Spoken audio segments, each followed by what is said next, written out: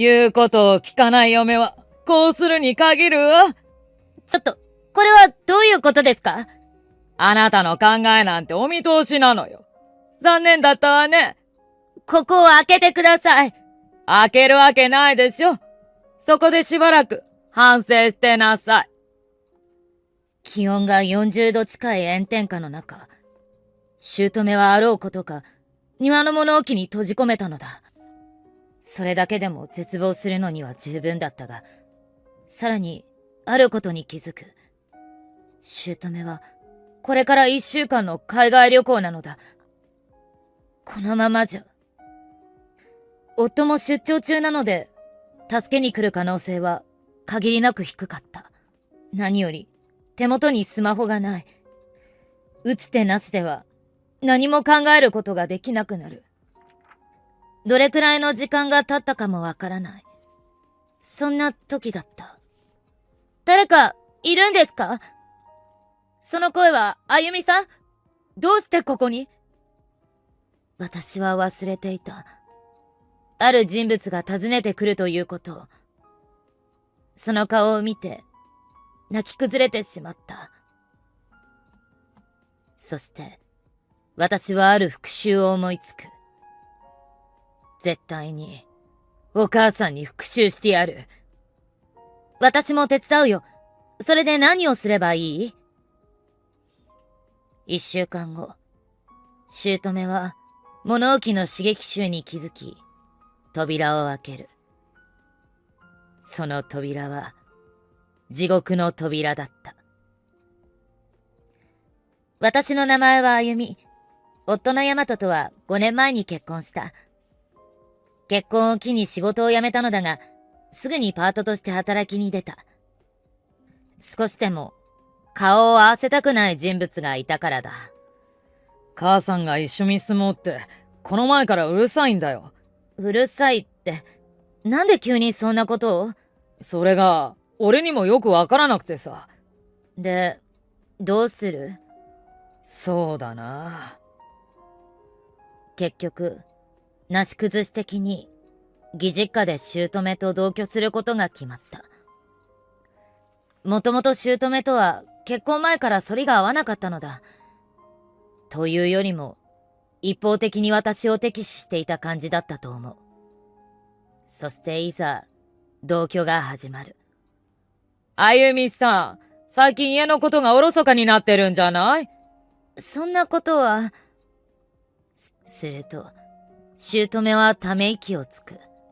その姿を見たのは、一度や二度ではない。我慢はしているつもりでも、気分が悪くなる。言い訳ばかりね。家事も満足にできないのに、外で働いてるからじゃないの？そんなことないです。家のことも仕事も一生懸命やってます。だったら、口だけじゃないってことを見せてちょうだいよ。どうしてここまで言われるのか。毎日誰よりも早く起きて、食事の準備から掃除、洗濯もすべてこなしているのは私だ。夫もこんな姑に一言言ってくれることもあった。しかし。おい、母さん、いい加減にしろよ。あゆみの何が気に入らないのか知らないけど、ちゃんとやってるだろ。あなたはいつもそうね。あゆみさん、あゆみさんって。そんなに大切なら、ちゃんと教育しておきなさいよ。そんな言い方しなくてもいいだろう。いつからそんなになっちゃったのかしらね。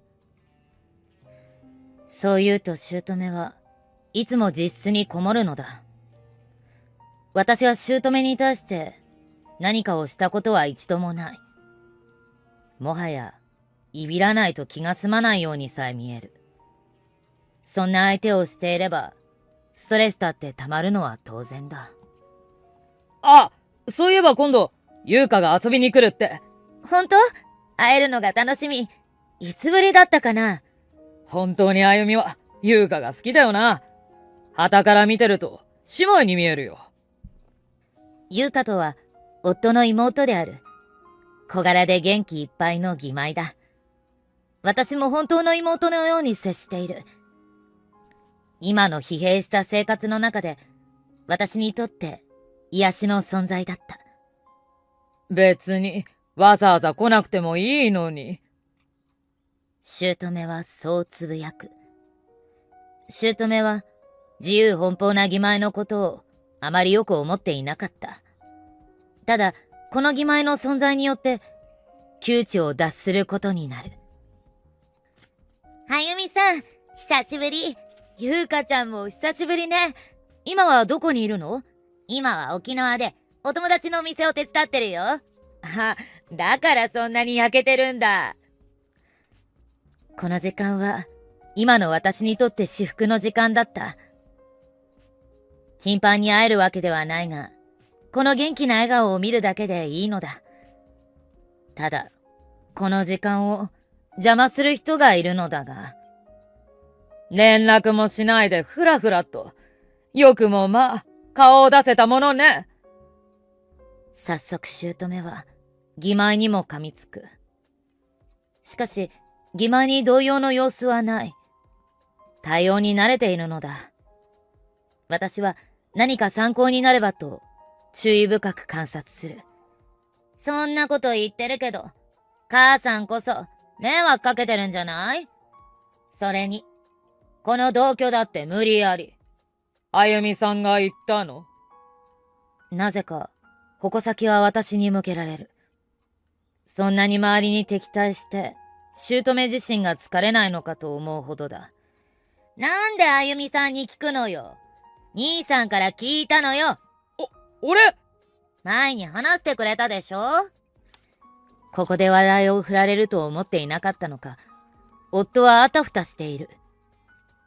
そんな姿を見て私は、少しだけ心が軽くなった気がする。ふと義妹を見ると、私に向かってピースしていた。どうやら、姑から私を守ってくれたようだ。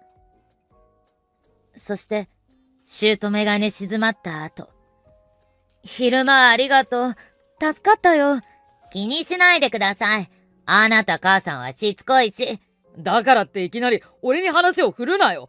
びっくりしただろ？さすがにあんなに慌てるとは思わなかったよ。私もまず笑いそうになっちゃった。姑がいないだけで、こんなにも平和で楽しい時間になるのかと思った。でも、あゆみさんは特に気をつけてね。これからいろいろと仕掛けてくるかもしれないし。え？本当に？うん。母さんってかなり執念深いみたいだし。気をつけておくね。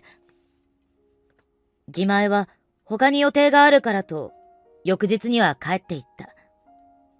そして、義妹の忠告が現実のものとなる。姑は義妹が帰るのを今か今かと待っていたのだろう。それを感じ取った私は、さらに疲弊する。もうあの子は帰ったし、これからは私のためにまた働いてもらうわよ。すみません。今日はパートがあるので。私はもう、下手に出るのをやめた。これ以上、姑に従っていても、いいことはないのだ。だったら休みなさいよ。そんな安い時給で働くくらいなら、私のために働きなさい。すみません。もう時間なので、行きますね。その時の姑の顔は、今でも忘れていない。自分の思い通りにならずに、ダダをこねる子供のようだった。その日は雨だったが、晴れの日よりも足取りが軽かった気がする。しかし、姑の気は全く収まっていなかったのだ。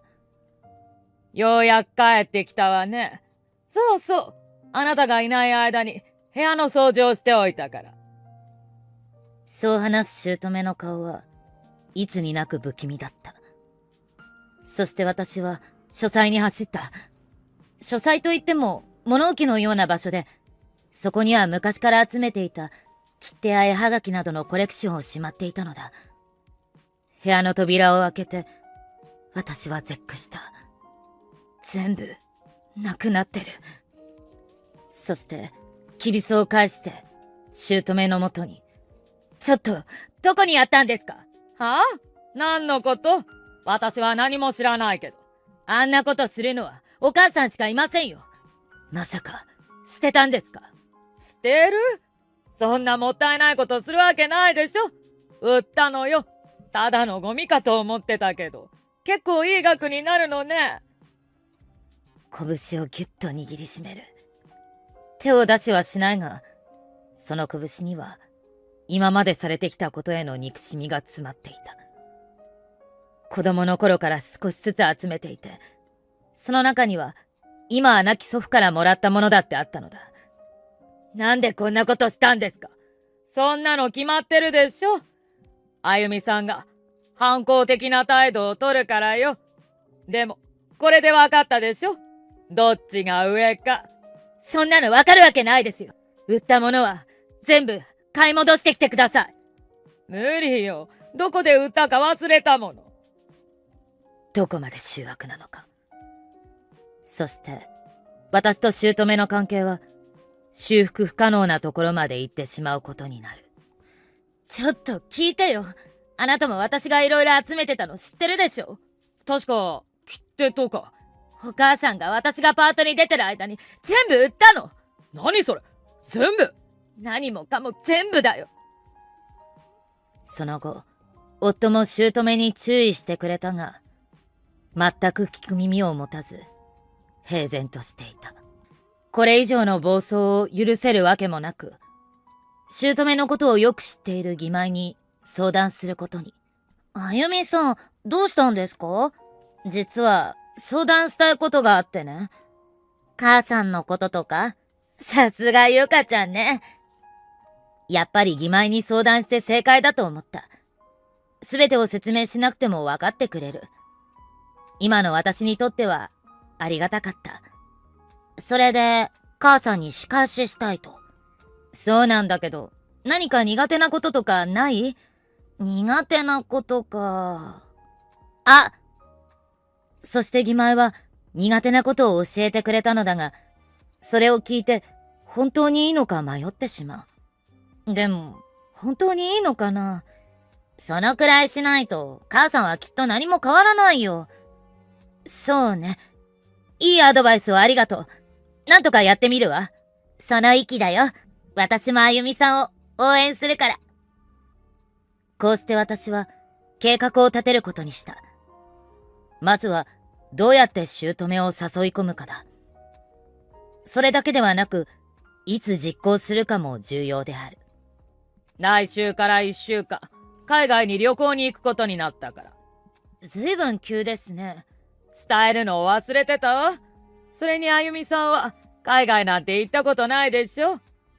そうですね。私は苦笑いでそう答えた。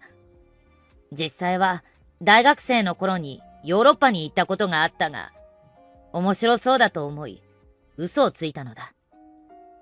そして旅行に行くと聞いて、私はチャンスだと思った。計画を実行するのなら、この日しかない。それで、来週のいつなんですか？来週の水曜日からの予定よ。そうですか。なんだか嬉しそうに見えるけど。こういう時に限って、姑は鋭いのだ。お土産を期待していいのかなって。もちろんよ。だって行ったことないんでしょ。こうして実行日は決定した。ただ安心はできない。一度気持ちを引き締めなければならないのだ。これから姑が旅行に行くまでに早く計画を進めなければならない。あ、ちなみに俺もその日から出張だった。え？悪い悪い。一応4日間ってことになってるから。わかったわ。夫にはこの計画を伝えていなかった。今回のことは自分自身の手で仕返ししたかったからだ。すると姑は、あゆみさん、一人で大丈夫？どういう意味ですか？だって、この家に一人になるってことでしょ？変なことされでもしたら困るし。そんなことしませんよ。わざわざそんなところにまで突っかかってこなくてもいいのに。だから疲れるんだよと言ってやりたくなる。そして、すべての準備が整い、前日に義妹に連絡してみることにした。優香ちゃんのアドバイスのおかげで、いい計画を思いついたよ。それならよかったです。それで、具体的には？まずはね、私は計画の詳細を義妹に説明した。この時の私は、義妹からしたら、よほど自信満々に感じたようだ。ちなみに、私も明日そっちに行く予定だったんですよ。そうなの？友達に会う予定なんですけど、もし時間があったら、そっちにも行きますね。こうして義妹への報告も終わり、電話を切った。いよいよ作戦決行は明日だ。明日のことを考えると、ワクワクしていたのか、うまく寝つくことができなかった。気がつけば、朝日が昇っている。何気なくニュースを見ると、今日は酷暑日になるかもとのことだった。じゃあ、俺は行くな。いってらっしゃい。気をつけてね。母さんのことは頼むな。任せて。これで、姑と二人きりになった。どうやら姑は午後に出かけるようだ。そして、時計の針が12を回った頃。ちょっとお母さんにお願いがあるんですが。何？私はもう行かないといけないんだけど。わかってます。すぐに済みますから。それで、何をすればいいの？私は庭にある物置に連れて行った。物置の扉を開ける前に深呼吸する。こんなに緊張したのはいつ以来だっただろうか。前にここにしまったと思うんですけど。ちなみに、探してるのはどんなものなの？それはですね。すると、私の後ろで扉の閉まる音が聞こえた。ドキッとした私はすぐに振り返る。言うことを聞かない嫁は、こうするに限るわ。ちょっと、これはどういうことですか？あなたの考えなんてお見通しなのよ。残念だったわね。ここを開けてください。開けるわけないでしょ。そこでしばらく反省してなさい。完全に姑にしてやられた。いつから気づいていたのかはわからないが、逆に姑に利用されてしまったのだ。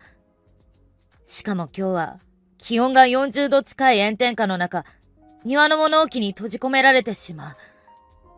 それだけでも絶望するのは十分だったが、さらにあることに気づく。姑はこれから1週間の海外旅行なのだ。このままじゃ。夫も出張だから、助けに来る可能性はほぼゼロである。何より手元にスマホがない。ちょっとお母さん、ここを開けてください。何度叫んでも、姑からの返答はない。もうすでに旅行に出かけたのだろう。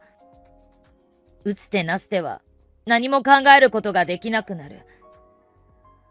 どれくらいの時間が経ったかもわからない。そんな時だった。誰かいるんですか？物置の外から物音が聞こえてきたのだ。ここを開けてください。その声は、あゆみさん？どうしてここに？声を聞いてすぐに誰かを理解した。確か昨日は来るかもしれないと言っていたのは義妹だ。物置は外側からなら簡単に開けられる構造ですぐに開けてくれた。私は義妹の顔を見て泣き崩れてしまった。あゆみさん、大丈夫？もしかしたらと思ってきたらこんなことになってるなんて。私もこんなことになるなんて思わなかった。母さんって勘が鋭いというか、なんか鼻が利くんだよね。優香ちゃんが来てくれなかったらどうなってたか。での、このままじゃ終わらないんだよね。私は義妹の言葉を聞いてハッとした。こんなところで泣いている場合ではない。絶対にお母さんに復讐してやる。やっぱりあゆみさんはそうでなくちゃ。もちろん私も手伝うわ。それで、何をすればいい？そうね。そして私たちは、姑が旅行から帰ってくる前に、物置にあるものを放置した。結局、義妹も帰るのを延期して、残ってくれることに。こんなこと、よくも思いついたね。お母さんを驚かせるなら、これくらいなんてことないよ。早く帰ってこないかな。帰ってくる前に連絡するように言ってあるから、こっそり見てようか。姑が帰ってくる当日、私たちは隠れて様子を伺うことにした。すると姑は家に入ることなく、まっすぐ物置へと歩いていく。すでに匂いはここまで漂ってきている。それに、姑の顔は明らかに引きつっていた。すごい顔してるね。多分、やっちゃった、とでも思ってるんじゃない？あまりにもひどい顔をしている姑を見て、声を出さないように、クスクスと笑い合っていた。勢いよく扉を開ける姑。しかし、中に私はいない。あるのは、一つのゴミ袋だけだ。どこ行ったの？なんでいないのよ。ちょっと、あゆみさん。私は、その呼びかけに答えた。お母さん、そんなに慌ててどうしたんですか？私はここですけど。なんで中にいないのよ。それは出たからですよ。じゃあ、この匂いは？姑が嗅いでいた匂いは、ゴミ袋にありったけ詰めた生ゴミだったのだ。すると、隠れていた義妹も姿を現す。母さん、びっくりした？ゆうか、あなたの仕業なの？私は何も。アドバイスはしたけどね。でもまさか、閉じ込められたのがあゆみさんの方だとは思わなかったけど。本当に、余計なこと。とりあえず、家に行こうよ。こうして私たちは、家の中で続きを話すことにした。リビングに入ると、そこには、夫が腕を組んで、ソファーに座っている。あなたもなの？俺はただ話を聞いただけだよ。もちろん、出張から帰ってきた夫にも、事の次第を話していた。久しぶりに、本気で怒っている夫を見た気がする。とりあえず、母さんも座りなよ。姑は、しぶしぶソファーに腰をかけた。姑にもう、逃げ場はない。すでに、3対1の構図が出来上がっている。この状況に私は、ワクワクしていた。何か言いたいことはある？もちろんあるわよ。あゆみさんは私を閉じ込めようとしたのよ。それでって。姑は、勢いがなくなっていく。でも、最終的にあゆみさんを閉じ込めたのは、母さんだよね。それは、私だって危ないと思って。本当に？逆に利用してやろうと思ったんでしょ？そんなわけないでしょ。もはや姑の姿は、負け犬の遠吠えのように思えた。姑が何を言おうが、ここは、誰一人味方はいないのだ。今まで、私をいじめてきた罰を、受けてもらいますから。ちょっと、どういうことよ。お母さんには、ここから出て行ってもらおうかと。そんなことできるわけないでしょ。すると夫が一言。何言ってるんだよ。父さんが他界した時に、この家は俺が相続しただろう。母さんは、家よりもお金がいいとか言って。どうやら姑は気づいたようだ。あの時の選択が、ここに来て間違いだったということに。